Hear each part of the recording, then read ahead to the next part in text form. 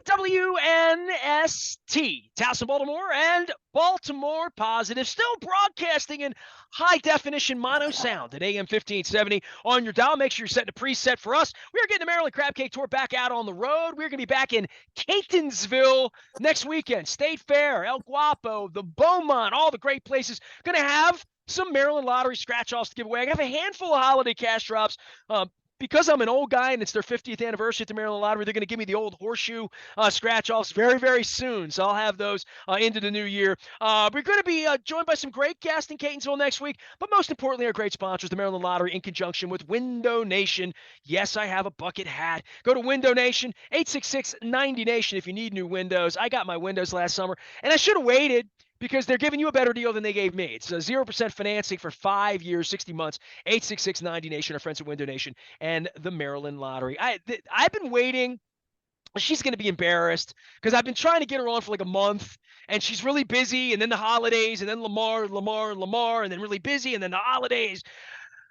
Rebecca Hoffberger has been a friend, a neighbor. I've loved her museum ever since I was a neighbor and moved in 20 years ago this month downtown. I left a year ago. I still have been at the museum 2 or 3 times in the year since I left because we do love coming down to the American Visionary Arts Museum. She is now sort of founder emeritus. I don't know what she is, but she wrote a beautiful piece with the Baltimore Fishbowl, and I saw it back before Christmas, and we got all tangled up, and she knows I wanted to have a crab cake with her at Fadley's, and she's still going to be victimized into being coerced into down to having, and by the way, fried oysters when I have you down as well. Rebecca Hoffberger joins us now. What are you, emeritus something, but I always remember waving to you at the Visionary Arts Museum at any event I was at because we love that wacky place. And in your honor, I found a colorful, because I feel underdressed if I don't have something colorful on when I'm with you, you know? You couldn't be underdressed. You have such a colorful personality. And I first really want to thank you for even creating Baltimore Positive, because we need everyone who has that in their heart to be expressive, and you give a forum for that for us all. So thank you so much. Well, that's very sweet of you. It made me cry, but I sitting up on the 23rd floor for 19 years, this was my view. I took this picture behind me, right? Like, so it's not something I see on a WJZ shot where they do a cutaway and Marty and Don are waving. You know, I live the city, the good, the bad, nothing really bad, thank God, right? And I walked to your museum, I don't know, 150, 200 times in the time I lived downtown, probably once every month or two, something, breakfast, lunch, dinner, events, you know, corporate events, all sorts of things, celebrations, you know, in your building. And your building was this, you had to go buy it and you'd say, what's that shiny, weird glitter ball thing across from what used to be a wreckage site that became the Ritz Carlton, right? I mean, when you built that, people were saying, that used to be the shipyards, you know. Give me your Baltimore, because I don't know your whole story, and I don't want to sit here like inside the actor's studio and read from the note cards and saying, Rebecca Aiden Hoffberger began her career. Like, I know of you from the museum, but your activism and your love for the city is what sort of spawned all of that to begin with, right? Very much so. I think it's also love just for people. You know, Baltimore's kind of a cauldron. It's neither north or south. You know, it's been a place which has fostered unbelievable tensions that have had a creative outlet. Let's put it this way: the invention of the Ouija board was here. Madame Murray O'Hare, the most famous, infamous, atheist who took prayer out of school, but the first American Catholic saint. Like, there's all these different factors that push against each other, but sometimes come together for a greater good. And that's my real interest. So I'm the founder of the American Visionary Art Museum, but I turned 70 in the fall. And no way. I don't believe it. Yeah. Oh, well, I believe it. On October 1st, I retired and have a wonderful successor and put together a great team. I took one vacation in 27 years. And it was, I called or created all the themes for 41 original exhibitions, but with the smallest budget of all of the 13 cultural majors in the state. We are on every national list of one. If you have only one thing to do in the state of Maryland, go to see the American Visionary Art Museum, something we can control. That means from Oprah's destinations to U.S. News and World Report, the number one destination for the state of Maryland. So we've gotten Baltimore's Best Museum, even though we have the smallest of all the competitive museums budgets. And so it was a real alchemy. And it was that sense of having watched so many millions of dollars be poured into Baltimore and then see things fail that prompted me to write my vision for what it would take to bring people back to the inner harbor and to sustain that vision, not for just 20 years or 30 years, but literally for 100 years. So there's so much money that gets thrown here and there, and it's not cohesive enough to make a real attraction. So I wrote it out of love of wanting to see. I don't want to be a developer, but I do know what makes something an attraction and not just a commercial development. And I would love to add that thinking. So I put it out there, and I can't believe the amount of people. I get stopped on the road by strangers who go, I read the Fishbowl article, of your vision for the inner harbor, and thank you. So it's had legs. So we'll see what happens. We can hope for a very unified, more loving, more peaceful and compassionate city. That's like my big hope. I am distressed by things counter to that I've seen. If you walk around the harbor now, it's like a ghost town, and I was there the night it yet, opened, Rebecca. Like you were, I yeah. I have to tell you a funny story because I haven't told this one on the air much, but my wife got tired of hearing it. It became like a fun old guy story I could tell. On the night that the harbor opened, there were whatever, 250,000, 500,000, whatever that number. It was just a lot of more people than I'd ever seen. I was 13 years old and had been to Memorial Stadium plenty of times.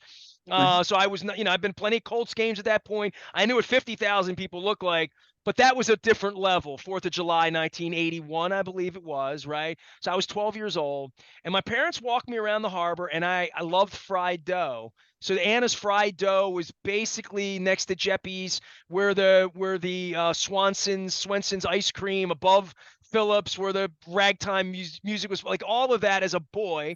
And we walked down the harbor to the Science Center and turned the corner. And where those rocks are that sort of slant, cobblestone that slants into the harbor? I Yes. walked down onto the cobblestone and saw a crab. And I Oh. thought, that's a real crab. And I walked and I slid chest deep into the inner harbor that night, and I walked around soaking wet. My parents had to bring me back on the number 10 bus soaking wet.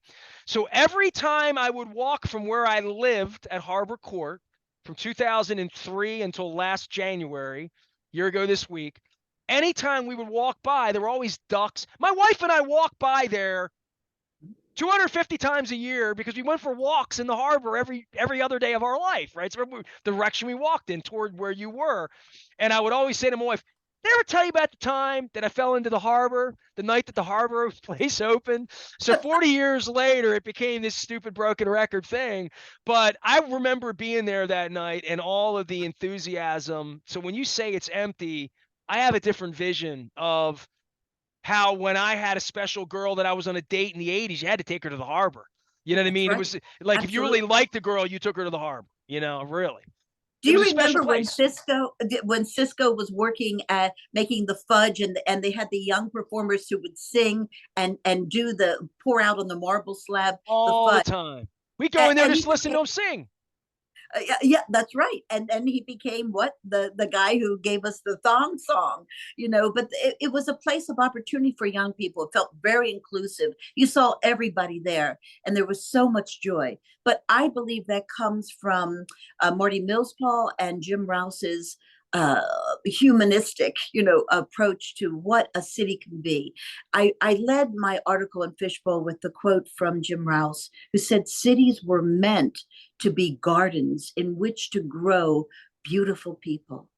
And because there's things that can be done in a city that you just can't do in the country. There are not enough people to support symphonies and galleries and, a variety of all restaurants and ethnicities expressed in the most beautiful way.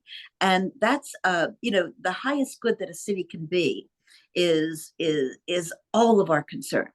And I love that you kind of were baptized in the Inner Harbor, with I never heard it referred to. Wait till my wife hears that. Rebecca Hoffberger is here. She wrote a beautiful piece about the future of Baltimore that, I at some point you're going to get me teary-eyed on the Baltimore thing because you and I share that, and you gave me all the flowers on Baltimore Positive, as many flowers as I have on my shirt at this point. But Baltimore Positive was really born out of me wanting to run for mayor of Baltimore when I saw the decay of Baltimore happening, when I didn't realize Kathy was going to go to prison, but I saw that things weren't going in a good direction. My wife battled cancer in 14 and then in 15 over at Hopkins. We were blessed to be living 1.6 miles away from the greatest cancer facility in the world that saved my wife's life not once but twice. So in the aftermath of that, I thought, well, who's going to save the city?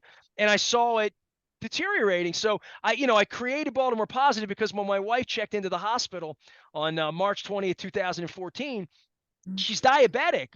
So she gives herself shots, checks her blood, pricks her fingers, all of that, but never knew her blood type. Her blood type was B positive. Be positive. So we took that as a mantra to remain positive and to be positive during her battle. So I started using Be More Positive, BMORE, because her battle was in Baltimore. Be More Positive. And when I went to get a website, Be More Positive was squatted on. BEMORE Positive was squatted on.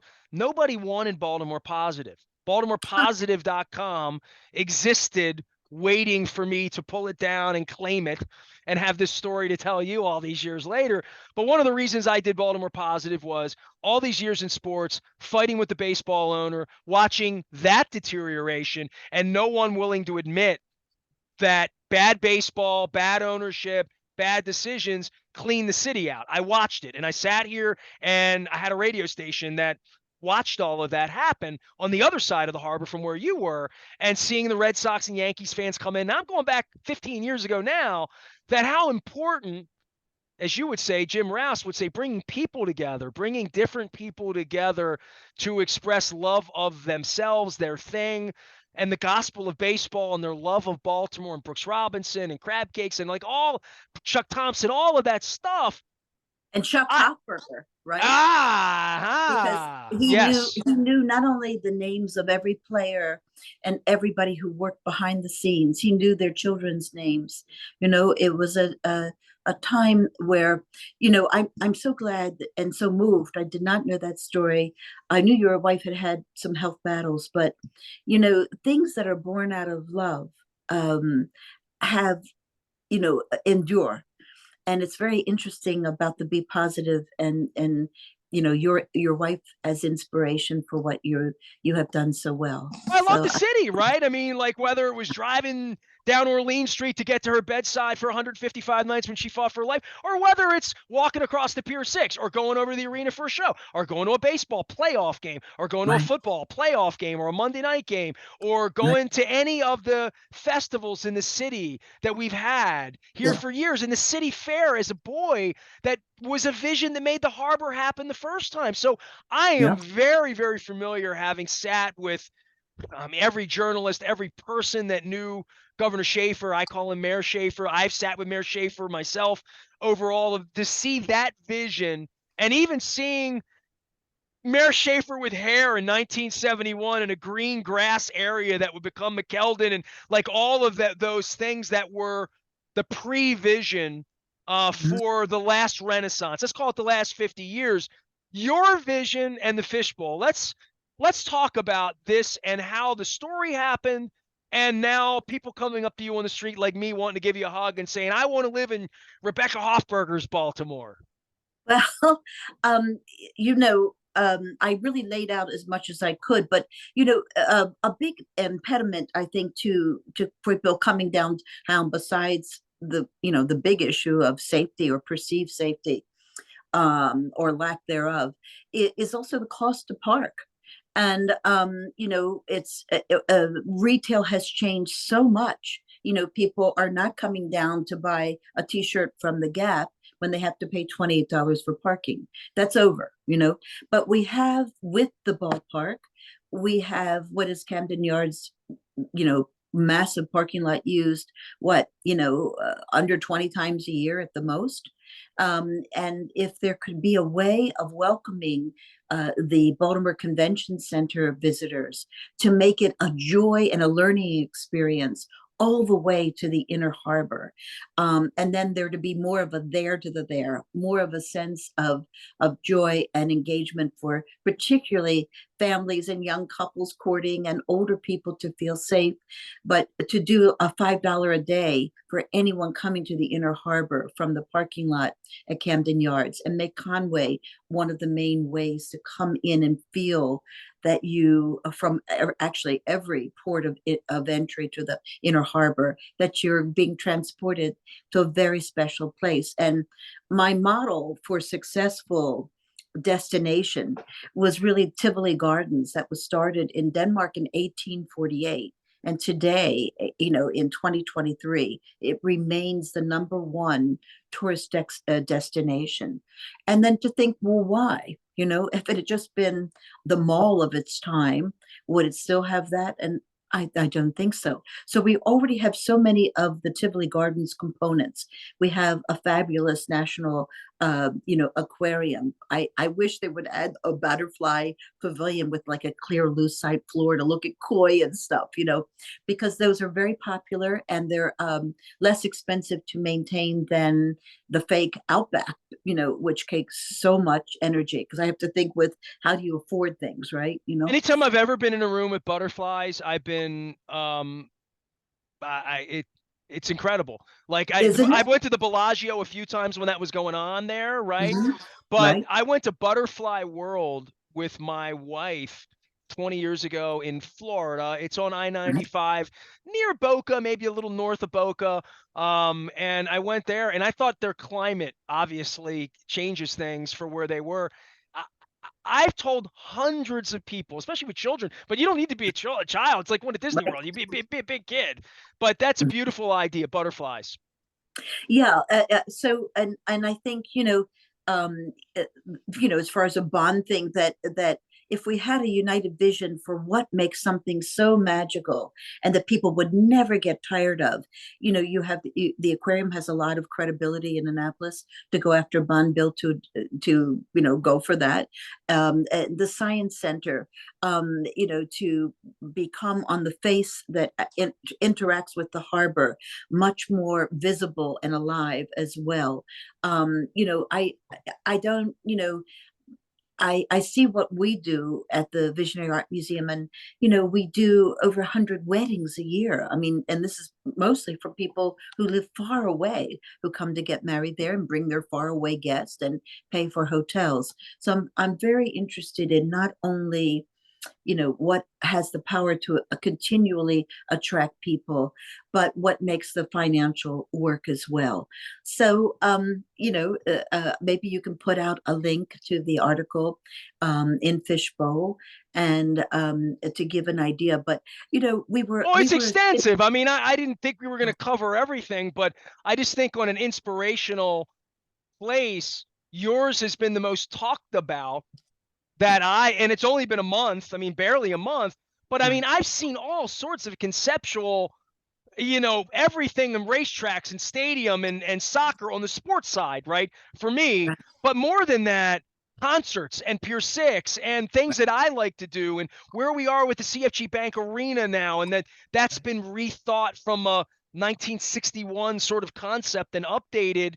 That I've seen glass bridges, Rebecca, right across, and I wanted to ask you this on a specific, and one of the reasons I do Baltimore Positive, I get to have wonderful, beautiful, intelligent people like you on. We call them wise conversations at this point, but that glass bridge thing always struck me as something beautiful and wonderful. I'm a guy that likes the Gateway Arch in St. Louis, but I'm also a guy that went to London and I thought about gondolas. I've seen gondolas in Queenstown on the South Island of New Zealand. I'm a world traveler. I like traveling a lot. I've had more than one vacation over the last 27 years, thank God.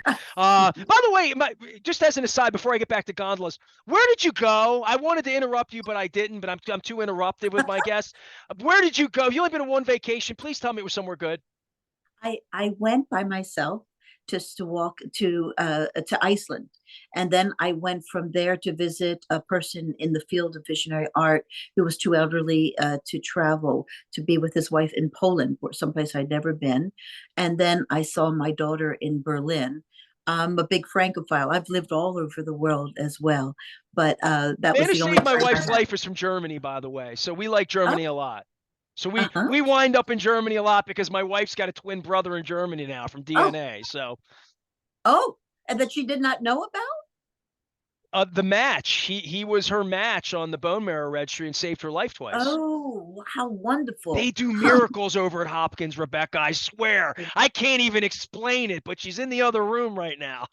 Rebecca Uh, Hoffberger is here. You've already brought up Orioles and Mr. Hoffberger and all of that for me. So I'm going to get backwards to that, my name being Aparicio and the Hoffberger bringing my cousin to America and Maryland, which is the reason I'm here. I'm here because of baseball and because of a Hoffberger. So nonetheless, truly. So, but the glass bridge and what the water taxi's supposed to do, and I'm not an anti-water taxi guy. It's the most magical thing you can do for $10 in the city, and I tell everybody that. Go out on a yep. water taxi. But as an expedited way to get places, it is not a fast mode of transportation. If I was in a hurry to get to Fells Point from where I live, we would walk because it's just not fast. It's beautiful. It's touristy. It's good. I guess if you're going to work in the morning over at the Domino's or Under Armour, whatever, fine. I'll hear it from that perspective. But for where you were, I would think one of the big complaints of the city that I would have is, how do I get from the Visionary Arts Museum to Fells Point in 2 minutes because I can see it? And you Mhm, can't. You can't even in mhm. a Uber taxi, whatever. I went to Kowloon and to Hong Kong, and they have the Right. same issue, right? They have a tunnel taking you from one area to the other, and it's amazing. You're there. It's like taking the PATH train out of Manhattan to Newport in New York, and you're there in 2 minutes. You're like, well, that happened quick. I'm glad I saved $200 on my room, you know? Yeah, or the hydrofoil. Remember the hydrofoil in Hong Kong? You know, that like is a boat that almost like floats almost above the water. You know, the hydrofoil It's very is, fast. Yeah, it's a yeah. fast boat. So I'm just asking for you with that piece of Baltimore's native intrinsic sort of architecture in the hill and where everything is. I didn't think anybody was ever going to bring a gondola off of Federal Hill over Mhm. to Fells Point, but I didn't think it'd be a bad idea, but somebody would hate it and say it's like somebody's going to hate anything that structurally changes Baltimore from looking like this storybook Amsterdam Europe. It's one of the last European looking places with the Correct. ginger box looking feel to it left in our country. With that, I don't think anybody's going to mess with it. But I always thought there was a better transportation way of bringing the city together. And I just want to throw that your way. Well, I agree, and that's I think a very it must be a really studied issue. For me, I do want a pedestrian way to have people. You have to think of where do visitors come in mass numbers, and that's the convention center that we're about to put another 150 200 million in, and that will be mostly dedicated to upgrading the tech. The problem with that is, yes, it must be done, but in 5 years from now, when they build a new convention center in Des Moines or Albuquerque or whatever, they have even more modern tech. So you have to go back and think, what is it that will make convention people say, I want to bring my group, and I want people not to be afraid. I want them to all sign on to come to Baltimore. So, the one of the things I think is that there has been such extraordinary first, both in sports. but also in the field of medicine, as you're bringing up, and funny inventions and things and inspirational quotes. And I thought how beautiful that anybody, a citizen of Baltimore or a visitor, if in the concrete, and now we have laser cutters for metal letters, that we could emboss in large concrete squares or do it as mosaics as well, mix it up. We could have so much of the history of Baltimore, the fun facts, the difficult things as well, but the inspirational quotes. We have, the Elijah Cummings, we have Babe Ruth, we have Edgar Allan Poe. We have so much. I loved years before I read Tupac Shakur's poem to what the Enoch Pratt meant to him. I'm telling you, not a dry eye here. I mean, it was so moving. So there's so much richness and unexpected richness about what Baltimore has given the world that I would love to see. It literally embedded in the footpaths all around the Inner Harbor. The idea of the roller coaster, Premier Rides has designed fabulous roller coasters in like Abu Dhabi and Japan, never in the state of Maryland, even though they're based here. And I'm not a person who even likes roller coasters, but I like them as kinetic sculptures. But in terms of what makes a city have a there to the there, if it was in, neon blue and there was a footpath bridge underneath of it while you build the structure so that people could walk and have an observational thing, and above them could be the roller coaster. How amazing that would be. I know Jim, man, they're brilliant. I mean, I see the work they do. It's that would be an incredible statement piece for a Maryland company doing a Maryland thing. And I've seen the eye, obviously, in London and different things that light up. The one thing I would say, Rebecca, and this would speak to me with a loud shirt and me having the personality would love a visionary arts place, is when I went to Hong Kong in 2007, the most obvious part of it to me, and a little bit was commercialism, right? Like we would say the Domino's sign is a big part of Baltimore, but it's a commercial sign, right? It's not even the Bromo Seltzer Tower was a commercial endeavor. When I was in Hong Kong along the waterway, there was so much light. It looked like Vegas as a place of a point of reference to me. And I always thought, well, the weather here wouldn't support neon, right? That was my old man thinking like, oh, that's why they can have neon in Vegas. It doesn't get to be 3 degrees and everything blows out on them there.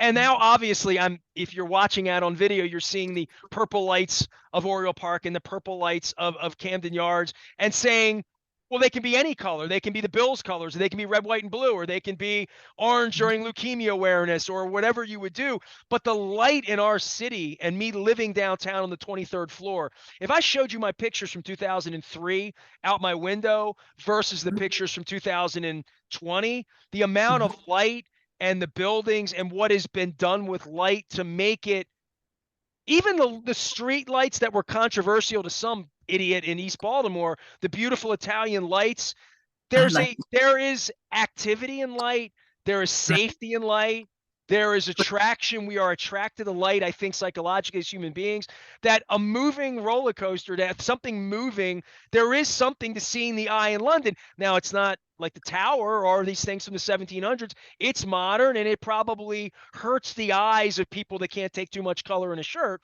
But I would think that that's part of the attraction is it's got to have a little bling, right? It's a balance, because also, there's so many wonderful urban farmers now who are training young people. And one of the complaints that in surveys have been from people is there's not enough shade in the Inner Harbor.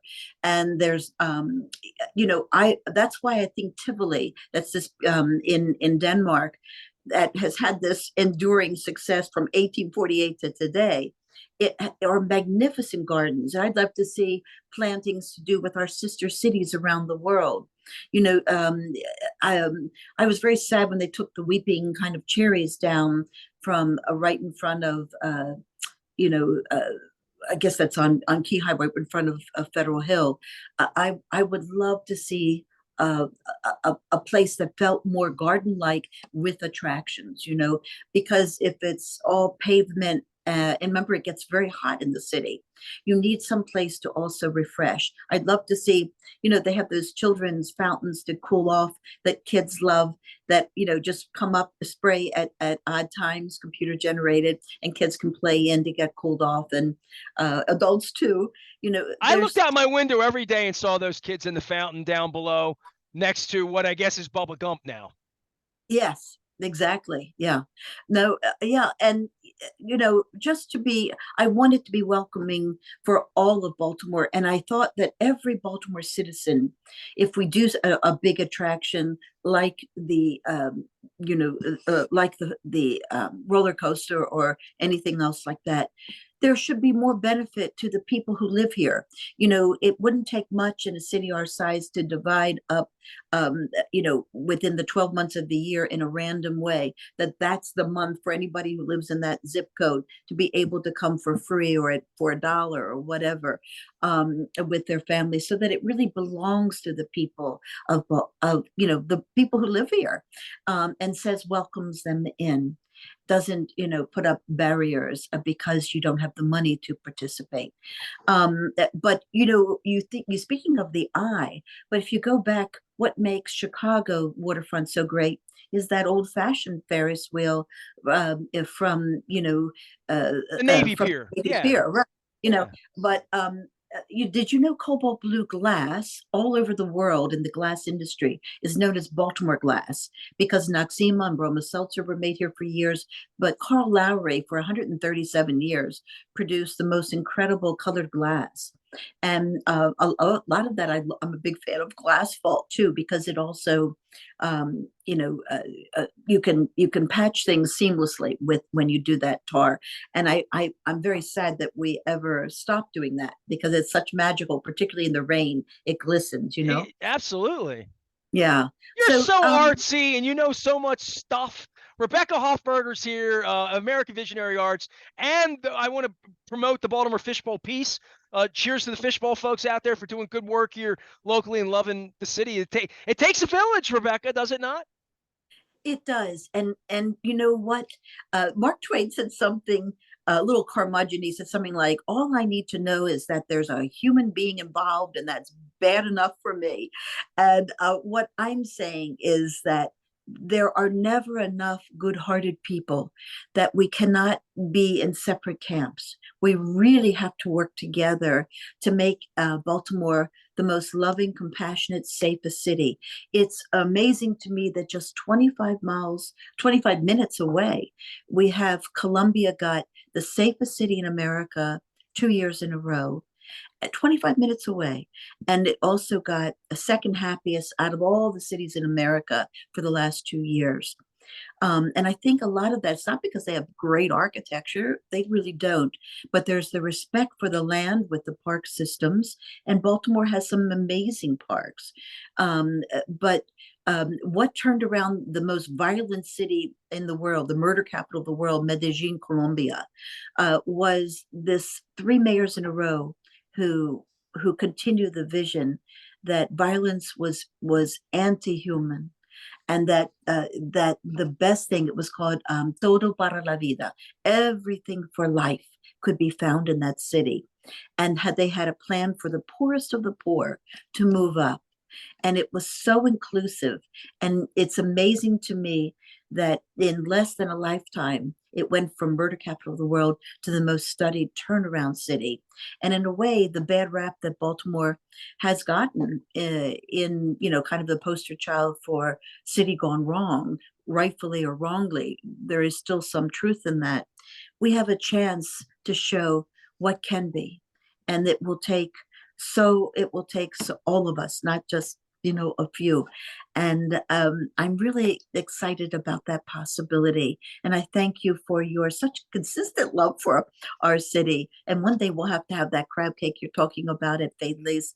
And I'll tell you about the something before your time, that there was an Italian restaurant where you could get your fortune told there for the price of lasagna and a The Coca-Cola. Palmer House.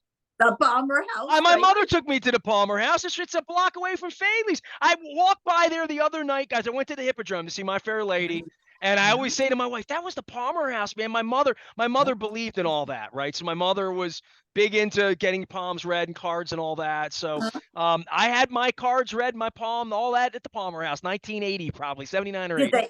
they predict your amazing career? I don't know what she said. I think she said I was destined for greatness. I'm still waiting to figure it out. I think Rebecca, They I were gotta right. ask you this. Okay, you were telling me the Italian Palmer House story. Go ahead. No, no, no. I went there and I remember there was a reader, an older woman named Alma, and they weren't tarot cards; they were regular playing cards that they would read. And she told me everything that has come true. I mean, I think, 14, and she said, "I see you on television." She said, "I see you going across the pond, meaning the Atlantic, to study." And I became the first apprentice to Marcel Marceau all these years ago. Right? She hit so much right, you know. It was just a magical part. Baltimore is unlike any other place. And you have to remember, this is something you may not have thought about. Maryland is a very small state, but we have always been the historic home of Army chemical warfare, Army biological warfare. Nanotechnology is applied to weaponry. So we have so much creative intelligence, probably more than any other place within a small geographic place on the earth, applied to weaponry. And what I hope is that that same brilliance, that creativity, will be used to apply to what can be, kind of weapons into plowshares. And the great thing about being the director for so many years at the Visionary, I used it as a scam to get on the phone to anybody I ever really respected. And I worked with so many Nobel laureates, and amazing visionary minds, from Martin Rothbard to Ray Kurzweil, to the director of Goddard, etc. Because all that knowledge is here that goes out around the world. And what I really hope is, because there's so much potential that you believe in too, that Baltimore become the most loving city, and most welcoming city, because the attributes of what is here are so vast, but we have to lay them out in a way that everybody feels welcome in. Rebecca, I can't let you go because it's been like a theme here. When Dom was doing the recon with me, we would talk to people about the vision for what, not the Inner Harbor, but Harbor Place, and that space that was Anna's Right, Fried Dough and Phillips right, and City Lights and Memories and all of the things that were there.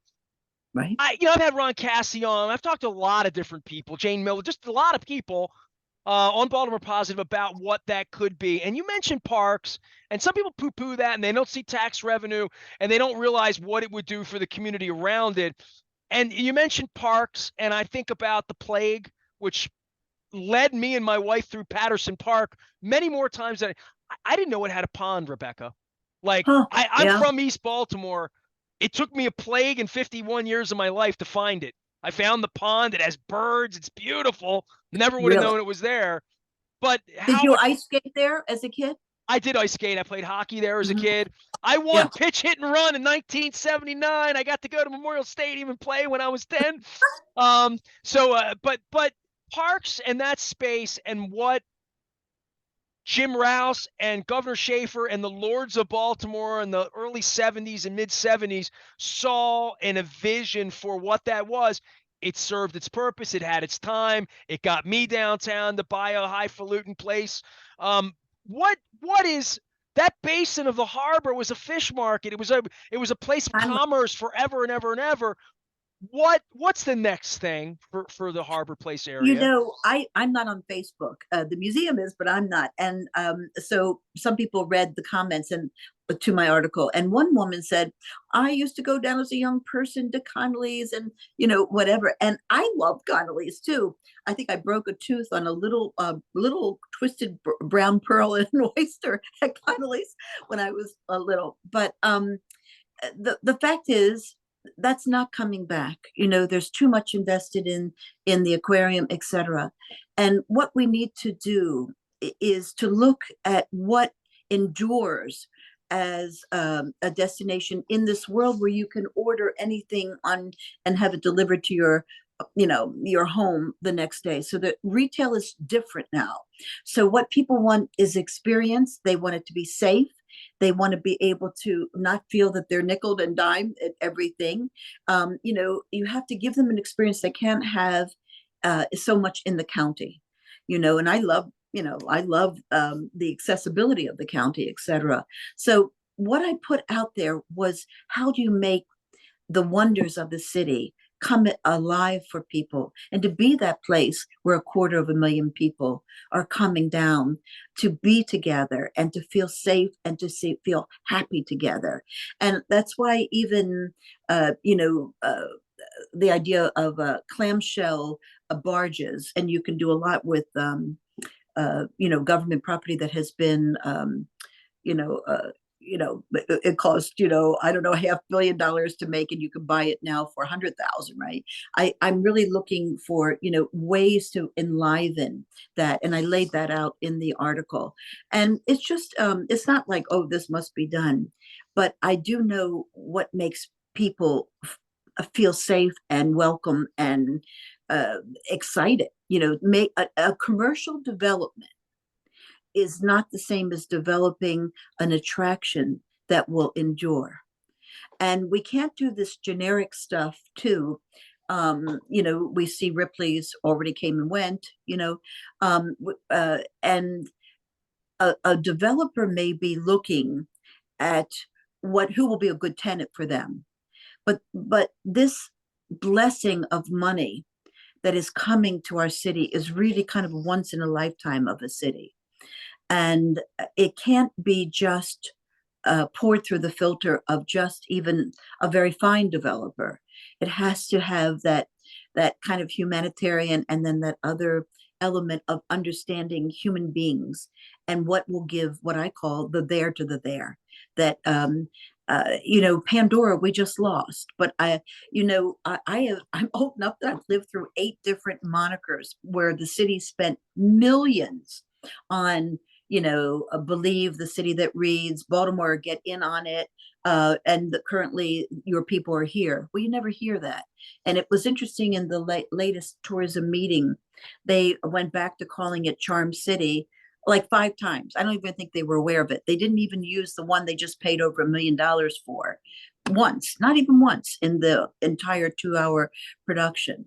So it's not like I think my favorite was John Waters, and they never used it. It never came into being. But when he went on Letterman with a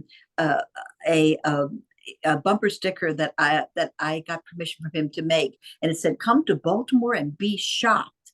Instead of shocked, I wanted to do, at that time, Blaze Starr was still alive, Cal Ripken, to have people looking shocked, but shocked by, and then that's so Baltimore. That's so right.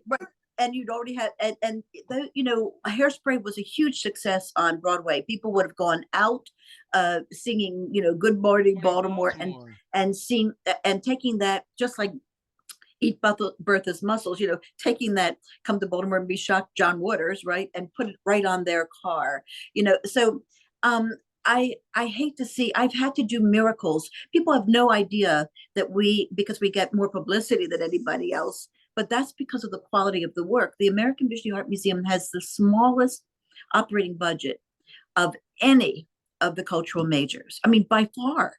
The Reginald Lewis Museum, since they've opened, they have a $4 million operating budget. Last year we were down to 2.8 million, and yet who wins the National Museum Awards over and over again? We're in a current contest. Last year we became #2 museum of any kind, beating out the Metropolitan Museum, the Art Institute of Chicago, in the USA Today contest, which is on right now. So if you like us, please vote. But I know what it is. You still need some money, but I know what it is to multiply that good. And I just hope that, I'm going to have a meeting with some of the developers. Actually, I think it's the last week of this month. And, I'm appreciative that they're going to, listen. And I really hope it can have an impact, because I have seen so much money come into the city that you cannot see the value of. And it breaks my heart. And I don't want to see that happen where it looks good for 5 years. It has, it's clean, it's well designed and whatever, but it fails to return. Now we have an uphill battle that Jim Rouse and Marty Millspaw did not have when they birthed the harbor, in that we have since had so much negative publicity. And so we have to do something that makes it easy for people to feel safe and to fall in love with the city again. And that means our own citizens as well as everyone who visits. And the plan is, don't put $200 million in the convention center, which is a 5-minute walk away, without finding a way to join them into the experience of the harbor and to fall in love with our city. Because a convention center, when you're in those walls, you could be in any city. What we need to do is to reconnect with what makes this city so precious. Rebecca Hoffberger's here. I love her, and I don't care who knows it.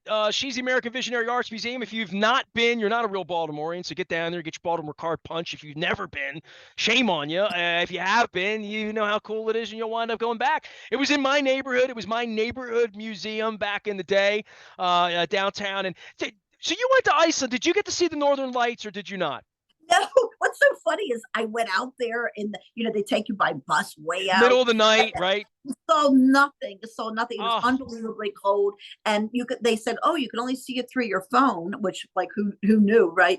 And so all these Japanese tourists were like really good at like looking through, and they would see a little bit of green, maybe, it was cloudy. I never saw a thing. And I really was praying to see the Northern Lights. So nope, I didn't get to see that at it's all. It's one of the last things on my bucket list. Like Oh, really? Yeah, I've been most places that I really wanted to go. There's still a couple that I'm going to get to, but I celebrated my 10th anniversary in Bora Bora. I've been to places, right? Wow. So I love the world. I love traveling the world. My passport's one of my favorite things. I love America, but I want to see the Northern Lights. So I have 2 things left on my bucket list. One is the Northern Lights. The other one is having John Waters on the show. So I want to say this to you. John Waters, a friend of a friend of a friend, hit me yesterday and is trying to get him on next week for the Christmas thing. So if John Waters is ever pimping the American Visionary Arts, he's the last guy I got to have on. I've had everybody else on. Oh, my God. So I got to get John Waters on at some point. Well, when I retired and turned over, the reins to my successor, Dr. Janine Whitfield, I had 2 people come to roast and toast me. It wasn't boring like blah blah. It was John Waters, who is one of the people I respect infinitely. One of the most creative human beings, and actually kind human beings I've ever known, and Freeman Herbowski, probably the most respected person in the state of Maryland. Freeman's been on the show a couple of times. Freeman and I are old mates. Yeah, yes. So I had them both, and I've done this thing for the EU ambassador. I just got their highest award that they could give a U.S. citizen. So I really care about kind of bringing to focus on Baltimore a global thing. We're a national museum by unanimous vote of Congress, and education center. And it's this incredible, not just visionary art, but mix of humor, of social justice. We're the only museum that the late Julian Bond put in his will, the great civil rights activist. But beyond that, it has, the latest inventions in science, et cetera, woven into the thematic approach. So I hope everyone will continue to visit. And again, I thank you for your love of Baltimore and for your wife's good health and her inspiration to you. It's a beautiful story. It's got all that color down there. So I felt underdressed in my Drug City shirt because I just would have worn my Drug City shirt. We're going to be doing the Maryland Crab Cake Tour over at Drug City on March 3rd with my middle school musician teacher, Mr. Calvin Stadium, who's now 82 years old. So that's March 3rd. We're celebrating my dad that day. It's all brought to you by the Maryland Lottery in conjunction with our friends at Window Nation. I got my bucket hat as well, 866-90-NATION. Make sure you're checking them out. The Maryland Crab Cake Tour is coming to Catonsville as well next Friday. We're going to be State Fair with our friends at El Guapo and the Beaumont. I'm bringing them all over. We're going to talk about menus and fun and food and Catonsville, the music capital of Maryland and the Baltimore County. So I want to get that out there as well. Rebecca, I can't wait to have you over a crab cake. I can't wait to maybe see pieces of your vision come to life in my Ama- lifetime. And yeah. I'll look back and say, I remember when Rebecca was telling me she's going to do that in the harbor. And I have a feeling you're going to roll your sleeves up here and put yourself in line here to be influential in some way. And for that, I think we're all blessed. So go get them, Rebecca. That's what I would say to you. Usted es muy guapo también. Gracias. I am Nestor. We are WNST, AM 50, making me blush. AM 1570, Towson, Baltimore. We never stop talking. Baltimore Positive. Stay with us.